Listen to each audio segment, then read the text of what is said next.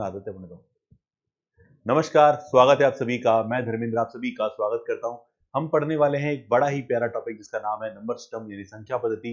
और आप किसी भी कॉम्पिटिटिव एग्जाम को दीजिए, डेफिनेटली आपको चैप्टर मोस्ट ऑफ टाइम मिलेगा ही मिलेगा। यानी आप जैसे जनरली बात करें एसएससी, बैंक, रेलवे, इनमें तो आपको मिलता ही मिलता है। इसके अलावा कोई और कॉम्पिटिटिव एग्जाम अगर आप देने जा रहे हैं तो डेफिनेटली जो चैप्टर है हमारा नंबर सिस्टम यानी संख्या पद्धति, ये चैप्टर आपका बहुत बार हर एग्जाम के अंदर पूछा जाता है। यानी कहने का मतलब ये है कि अगर आप मैथ्स पढ़े या रीजनिंग पढ़े, डेफिनेटली ये चैप्टर आपके वहां पर आने वाला है।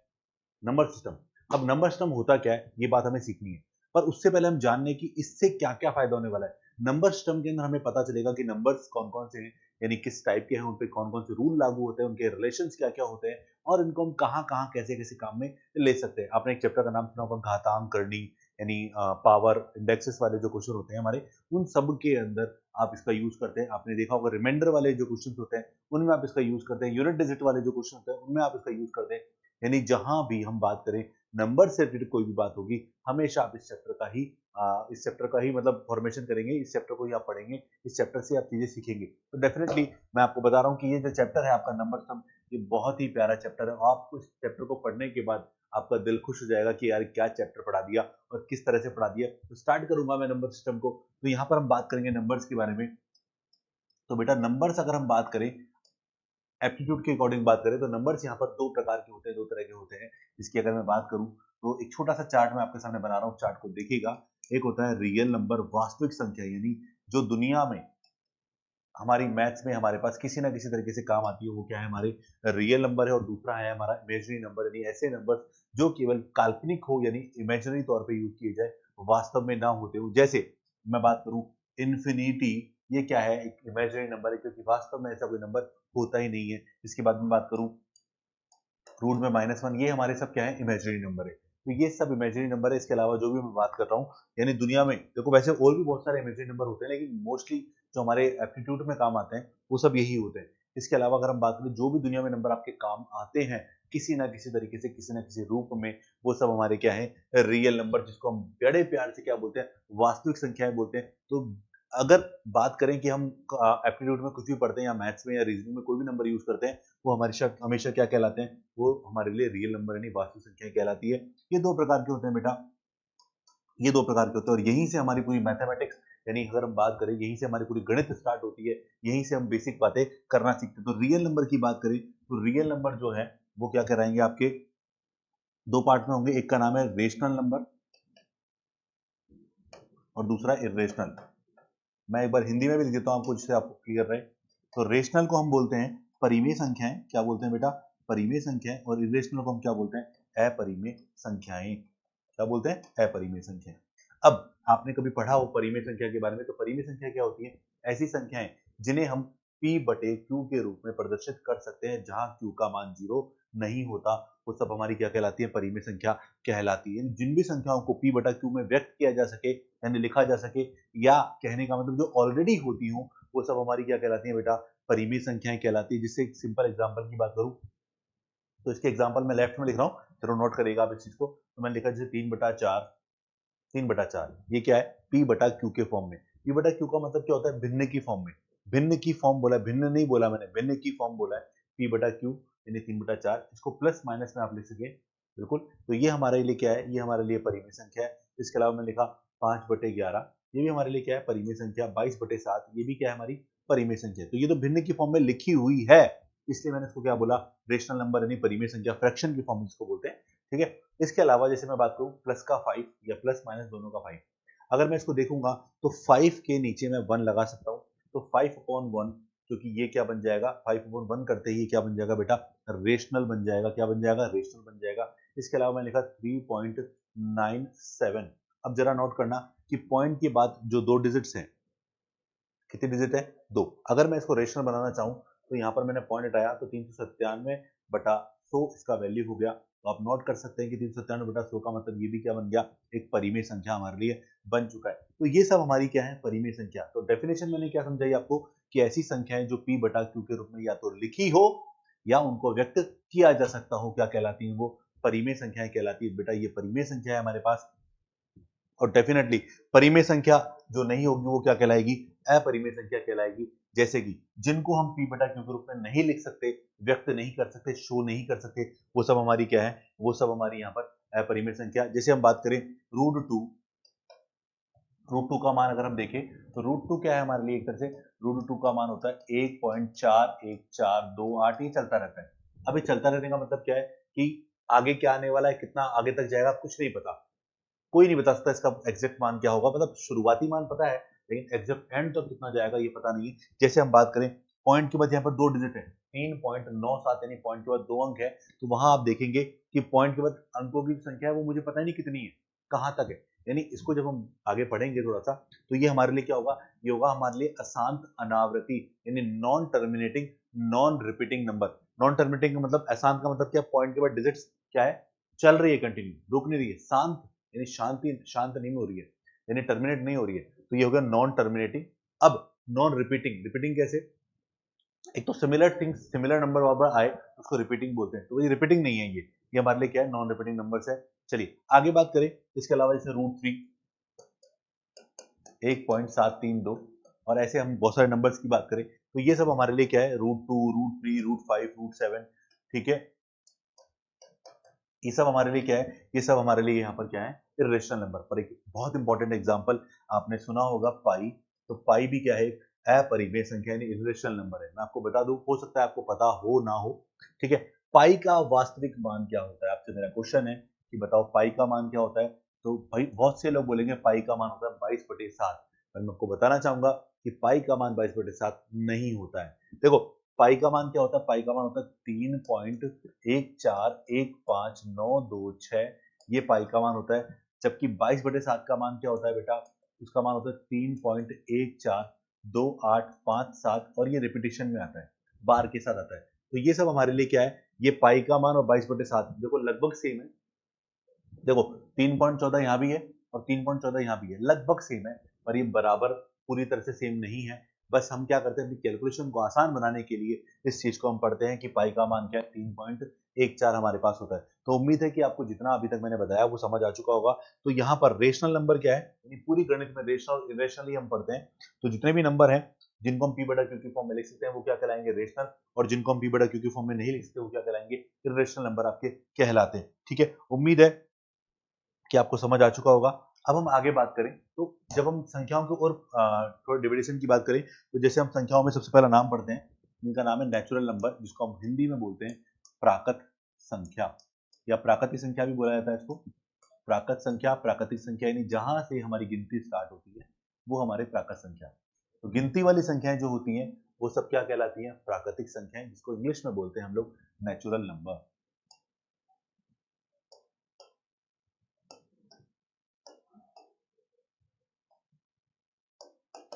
ओके, अब ये संख्या कहां से शुरू होती है बेटा, ये गिनती के काम आती है संख्या 1 2 3 4 5 6 7 8 कहां तक, ये होती है अनंत तक। अनंत का मतलब वो अनंत नहीं है, इस अनंत का मतलब है कि जहां तक आपको आता हो वो हमारे लिए, जहां तक आपको आता हो वो सब हमारे लिए क्या होंगे यहाँ पर, प्राकृतिक संख्या। जैसे 1 2 3 4 5 6 7 8 इन्फिनिटी तक, ये सब हमारे लिए क्या है बेटा, प्राकृत संख्याएं हैं।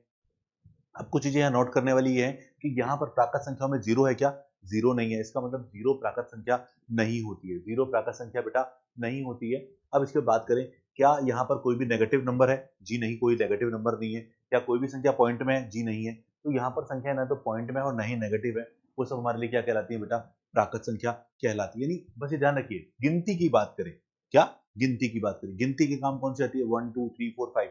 जैसे कभी आपने सुना है कि मैंने जैसे बोला, मैंने पूछा आपसे कि बताओ कितने आदमी थे, तो आपने बोला -3 आदमी थे। कभी सुना है आज तक कि आदमी संख्या, संख्या कभी नेगेटिव सुना, जी नहीं सुना। मैंने बोला कितने आदमी थे, बोला 3.5 आदमी थे। ऐसा हो सकता है क्या, जी नहीं हो सकता।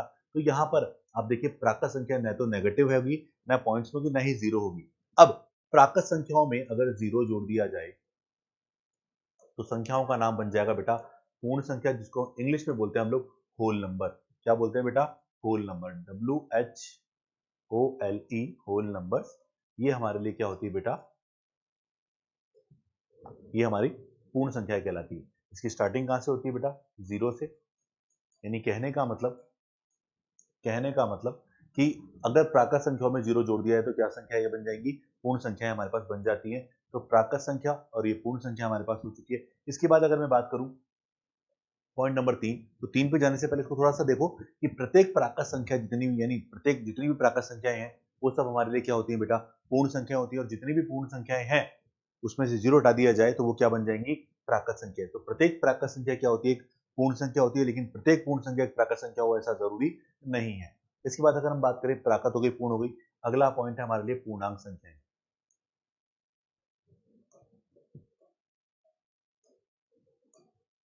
पूर्णांक संख्या कौन सी होती है बेटा, अब इंटीजर नंबर इंग्लिश में बोलते हैं, क्या बोलते हैं,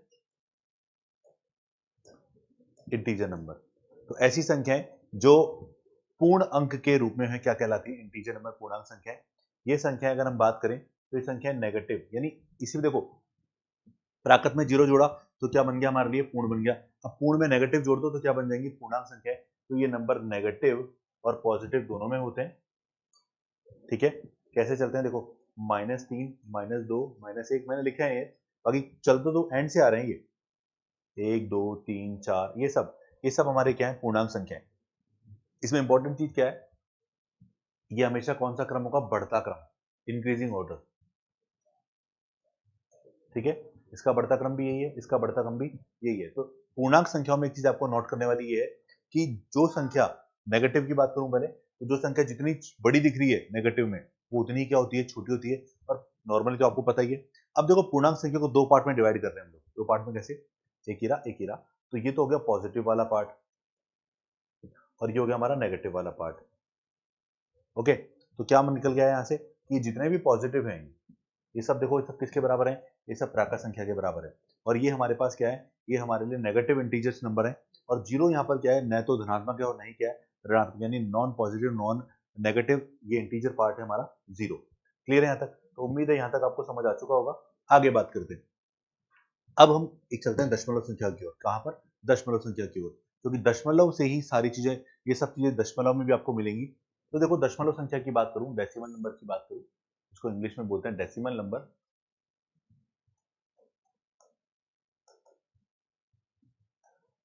डेसिमल का मतलब हम समझते हैं, जब संख्या को पॉइंट के रूप में लिख दिया जाए तो क्या हो जाता है, डेसिमल नंबर होता है। जैसे मैंने लिखा 2.56 मैंने लिखा, तो इसका मतलब यहाँ पे दो पार्ट है। ये वाला जो पार्ट है इसको बोलेंगे इंटीजर यानी पूर्णांक वाला पार्ट,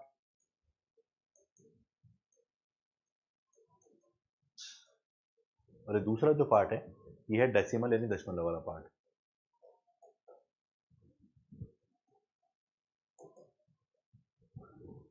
ये एग्जैक्टली ये पूर्णांक वाला भाग था और ये क्या था, दशमलव वाला भाग था। अब यहाँ पे जैसे इसको पढ़ने का तरीका भी हमारा अपना अपना तरीका होता है पढ़ने का। जैसे मैंने लिखा 576.342, तो ये हमारा देखो ये कौन सा स्थान है, ये है हमारा इकाई स्थान। ये कौन सा है हमारा, दहाई का स्थान। ये कौन सा है हमारा, सैकड़ा वाला स्थान। अब इधर से हम बात करें तो इसको देखो, पॉइंट के बाद पहला स्थान जो है ना, अब इसको वैसे नोट करोगे तो इसका मतलब होगा 0.3 का मतलब 3/10, इसका मतलब है 4/100, इसका मतलब 2/1000 है हमारे पास। तो आप नोट करेंगे कि 3 यहाँ पर क्या है, कौन सा भाग है, दशांश। क्या है ये, दशांश। अब इंग्लिश में भी आपको नाम पता होगा, जैसे इकाई इकाई अंक कौन सा होता है, यूनिट डिजिट। ये कौन सा है, ये हो गया हमारा 10 डिजिट, ये हो गया 100 डिजिट। इस तरह से हमारे आगे चलते जाते हैं। तो यहाँ पर ये होता है 10th डिजिट, ये होता है 100 डिजिट, यानी इसको हम बोलते हैं हिंदी में शतांश, और इसको हम क्या बोलेंगे, सहस्त्रांश, हजारवा।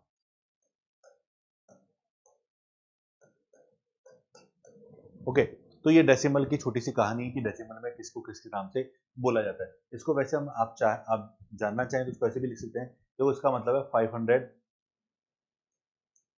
Plus 70 plus 6 plus 3/10 plus 4/100 plus 2/1000। ठीक है, या ये जो लिखा है ना मैंने, ये इसका क्या है, ये इसका एक्सपेंडेड फॉर्म है, यानी विस्तारित रूप है। क्या है ये, इसका विस्तारित रूप, एक्सपेंडेड फॉर्म। ठीक है, एक्सपेंडेड फॉर्म या विस्तारित रूप इसको बोल सकते हैं। एग्जाम में कई बार क्या होता है, इसको इस फॉर्म में दिया जाता है, पूछता है इसका विस्तारित रूप क्या है, तो आपने ये रूप लिख दिया। ये विस्तारित रूप पता है किस फॉर्म में लिखा हुआ है? ये विस्तारित रूप लिखा हुआ है यहाँ पर किसके फॉर्म में? ये प्लेसेस के स्थान पे स्थानीय मान के रूप में लिखा गया है। क्लियर? अब थोड़ा सा आगे चलते हैं, ये तो चलो नॉर्मल सी बात होगी। अब मैं कुछ एग्जांपल आपके सामने लिख रहा हूँ, उन एग्जांपल से हम जज करेंगे कि यहाँ पर कौन सी संख्या परिमेय होगी या अपरिमेय होगी। तो मैं एक छोटा सा पॉइंट लेने जा रहा हूँ, उससे क्वेश्चन हमारे बहुत सारे बनते हैं, वो डेफिनेटली आप पढ़ेंगे, आपको बहुत मजा आने वाला है उस चीज से। तो पहले कुछ एग्जाम्पल मैं आपके सामने लिखना चाहूंगा। उन एग्जाम्पल की अगर मैं बात करूं तो उन एग्जाम्पल में हम देखेंगे कि कौन कौन से एग्जाम्पल हमारे क्या है कि यहाँ पर दशमलव वाले पार्ट पूछ सकते हैं। चलिए, तो कुछ एग्जाम्पल मैं लिख रहा हूँ दशमलव के रूप में। जैसे मैं लिखा 3.97 लिख दिया पहला एग्जाम्पल, दूसरा लिखा 2.578 लिखा, तीसरा एग्जाम्पल हमने ले लिया जैसे 4.3 बार, और चौथा लिखा 4.3 ये चौथा हो गया। और पांचवे की अगर हम बात करें तो हो गया 3.1415 ठीक है। और छठा लिखा जैसे हमने लिखा 7.42874 या 867, इस तरह से हमने लिख दिया। तो ये हमने कुछ एग्जाम्पल लिखे। अब इन एग्जाम्पलों में अगर मैं आपसे बात करूं कि भैया ये सारे के सारे जो एग्जाम्पल है वो किस प्रकृति के, कुछ श्रेणी के हैं, तो सबसे पहले देखो पहला एग्जाम्पल, मुझे जानना है कि दशमलव संख्या में कौन सा भाग परिमेय है या कौन सा अपरिमेय। उसको जानने के लिए मैं क्या करूंगा, सबसे पहले मैं एग्जाम्पल लिखूंगा। पहला एग्जाम्पल क्या है, लिखा हुआ 3.97, तो पॉइंट के बाद कितने अंक है यहाँ पर? 2 काउंट कर लिया आपने, तो इसको क्या लिखोगे आप? इसको आप लिख सकते हो 397 अपॉन 100, आप इसको लिख सकते हैं। इसके बाद अगर हम बात करें इसको क्या लिखोगे आप? इसको लिखो 2578 डिवाइडेड बाय 1000 आप लिख सकते हैं। जी बिल्कुल। तो पहले दो एग्जाम्पल जो दिख रहे हैं मुझे परिमेय दिख रहे हैं। क्यों? क्योंकि मैंने दोनों को किस फॉर्म में कन्वर्ट कर दिया? इन दोनों को मैंने कन्वर्ट कर दिया यहाँ पर परिमेय की फॉर्म में कन्वर्ट कर दिया।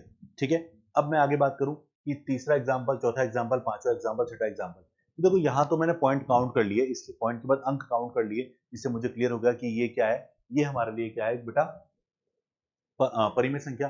पर एग्जाम्पल नंबर थर्ड और फोर्थ की बात करें तो यहाँ पॉइंट के बाद कितने अंक है मुझे काउंट नहीं है। लगता ऐसा है कि थर्ड और फोर्थ, वैसे तो दोनों सेम है, लेकिन लगता ऐसा कि थर्ड और फोर्थ क्या है यहाँ पर अपरिमेय है, पर ऐसा नहीं है। तो यहाँ पर क्या है, पहले चारों जो एग्जाम्पल है वो क्या होंगे, वो चारों के चारों यहाँ पर परिमेय होते हैं, और लास्ट के दो क्या होते हैं, अपरिमेय होते हैं। अब ये क्यों होता है मैं आपको एक एक चीज क्लियर बता दूंगा कि क्यों, कैसे ये सब काम होते हैं। आपको सीखना भी है, मजा भी आएगा आपको इससे। अब देखो, मैं एक चार्ट आपके सामने बनाने जा रहा हूँ, उस चार्ट को समझना। वो चार्ट क्या है तो देखना एक बार, फिर चार्ट को देख के फिर हम चीजें को क्लियर करेंगे। तो जैसे मैंने बोला दशमलव संख्या है, दशमलव संख्या जो है हमारे, ठीक है। अब ये दशमलव संख्या जो हमारे पास है, दशमलव संख्या दो प्रकार की, ठीक है। दो प्रकार की कौन कौन सी? एक का नाम है शांत और एक है अशांत। अब इंग्लिश में बात कर लेते हैं थोड़ा सा। तो ये शांत का हम बोलते हैं टर्मिनेटिंग,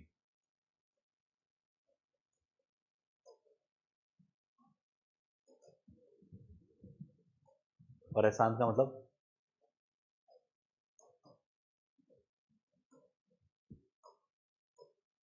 नॉन टर्मिनेटिंग। टर्मिनेटिंग का मतलब शांत, यानी जैसे हमने पहला और दूसरा जो एग्जांपल पढ़ा, पहला और जो दूसरा एग्जांपल हमने पढ़ा, ये दोनों एग्जांपल, ये दोनों किसके हैं बेटा? शांत, क्योंकि पॉइंट के बाद क्या है, डिजिट्स स्टॉप हो चुकी है, रुक चुकी है, इसलिए क्या कहलाएगी? ये शांत कहलाएगी। तो पहले दोनों जो एग्जांपल है वो किसके हैं बेटा? ये दोनों एग्जांपल है हमारे पास शांत के। ठीक है। अशांत का मतलब, यानी शांत का मतलब टर्मिनेटिंग हो गया हमारे।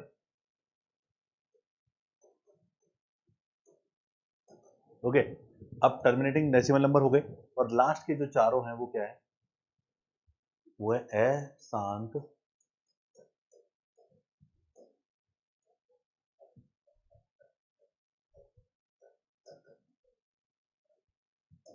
यानी हो गए नॉन टर्मिनेटिंग। ओके।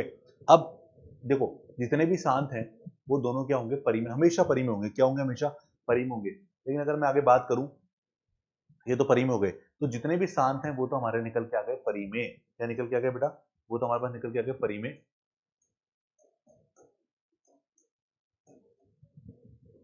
अब ये बताओ कि क्या परिमेय होने के लिए जरूरी कि हमेशा अशांत, यानी इसको एक दूसरे की समझ भी सकते हैं हम लोग, कि जैसे मान लीजिए आपको परिमेय यानी परमात्मा के पास जाना है, तो शांति तो मिल गई, तो शांति मिल गई तो परमात्मा के पास चले गए। लेकिन परमात्मा के पास जाने के लिए हमेशा शांति की जरूरत है क्या? नहीं है। आप भगवान का नाम लो ना बार बार। तो एक छोटा सा पॉइंट है यहाँ पे जो सीखने वाला है, क्या कि अशांत की दो कैटेगरी होती है, एक होती है आवृत्ति रिपीटेशन,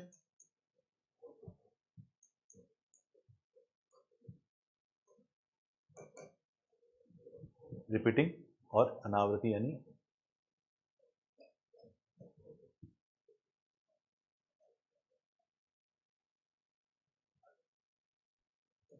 नॉन रिपीटिंग। अब जरा नोट करना एक बार कि रिपीटिंग कौन सी है, नॉन रिपीटिंग कौन सी है। तो देखो पॉइंट नंबर थर्ड और फोर्थ दोनों क्या है, रिपीटिंग है यहाँ पर। क्यों? क्योंकि आप देखेंगे कि पॉइंट के बाद जो डिजिट्स हैं वो क्या है, चल रही है कंटिन्यू, और ये क्या है, ये है नॉन रिपीटिंग।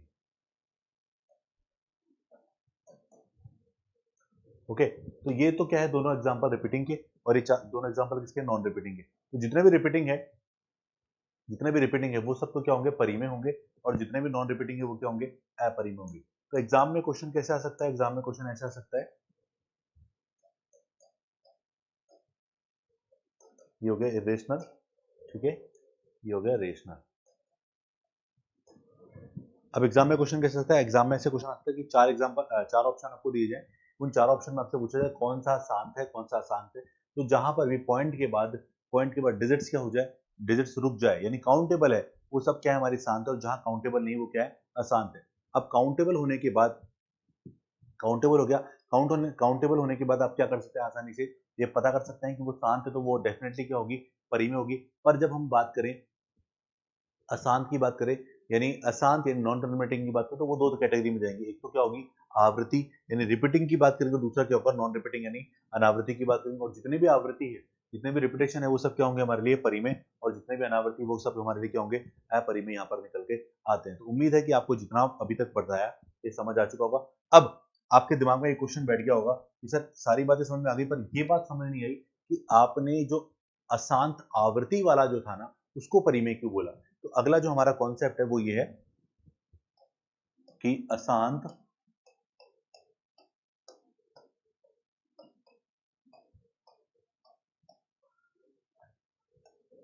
आवृत्ति दशमलव का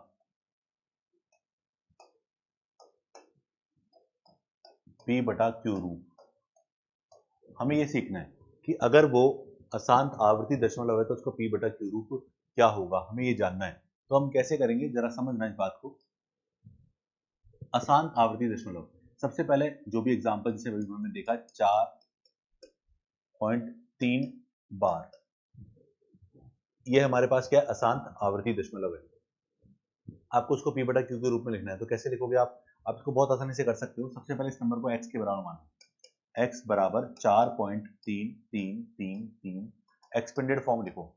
I assume that is equation number first, मैंने मान लिया कि क्या है, ये इक्वेशन नंबर 1 है। आगे अगर बात करूं तो आपको ये नोट करना है इसके अंदर कि पॉइंट के बाद कितने ऐसे डिजिट्स है जो रिपीट हो रहे हैं। मैं इसका शॉर्टकट बताऊंगा आपको, लेकिन आप पहले इसको क्या करेंगे, पहले डिटेल में समझिए इसको, सॉल्यूशन समझिए इसका, ठीक है। तो पॉइंट के बाद कितने डिजिट्स है जो रिपीट हो रहे हैं, तो जो पॉइंट के बाद केवल एक ही डिजिट है जो क्या हो रहा है, रिपीट हो रहा है, बराबर 3 है वो। तो अगर एक अंक रिपीट हो रहा है तो आप उसको किससे गुणा करें बेटा, हमेशा 10 से गुणा करें। दो अंक हैं तो किससे गुणा करें, 100 से। तीन अंक है तो किससे गुणा करें, 1000 से। चार अंक है तो किससे गुणा करें, 10,000 से। तो ऐसे गुणा कर सकते हैं।